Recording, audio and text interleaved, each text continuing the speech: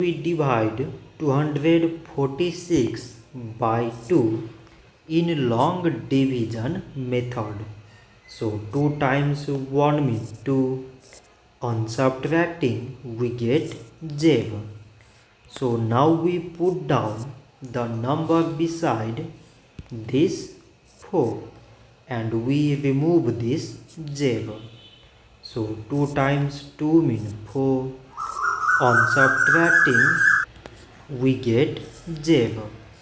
So now again we put down the number beside this 6 and we remove this 0.